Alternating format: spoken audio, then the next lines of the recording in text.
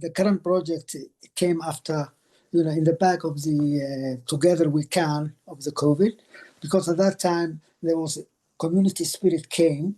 There was a lot of altruism, empathy, which helped build trust among the communities. So when we got this money to see who has to change their lives, the amount we got, is the drop of the ocean, if you look into that.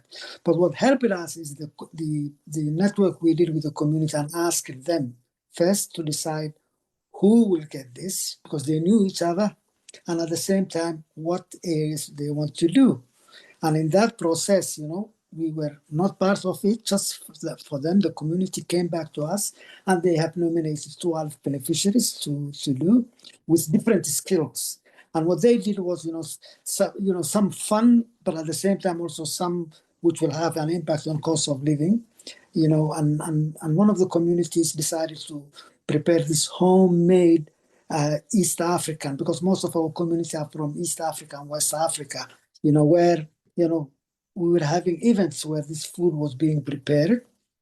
And the other one was about the henna. And in that community, when you go to celebrations, they have this henna design, and which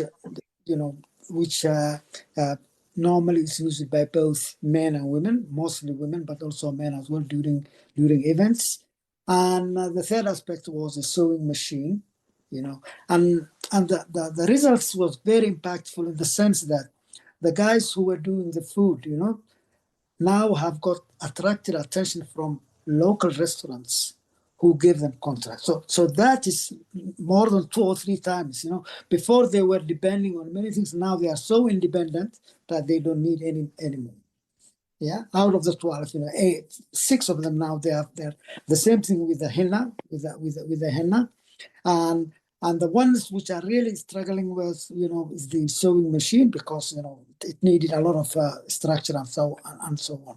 And I think I will share with you, as well, one quote from one of the beneficiaries. She said, in the start, she said she wasn't sure whether she can even take that responsibility.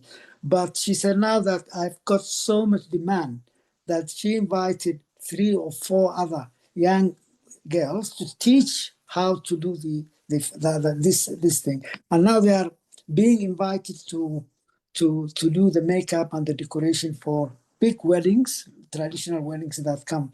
So I think the impact is not only the fact that they get this little money, but it assured them and it gave them kind of self-esteem, and at the same time, economic independence. And it's amazing how much what many of us would say little money can have not an impact on the person we gave, but on the community overall, which helps them in that sense.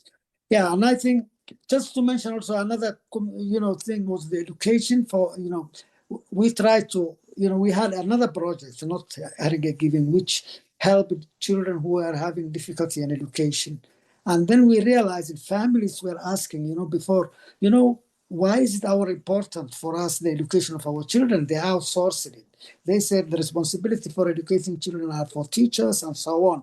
But when we told them no, we had a lot of discussion. Now we have got what we call an intergenerational conversation, where, people who came here, who grew up elsewhere, and the guys who were born here. So they have quite a lot of conversation. It's not only talking about the difference in that sense.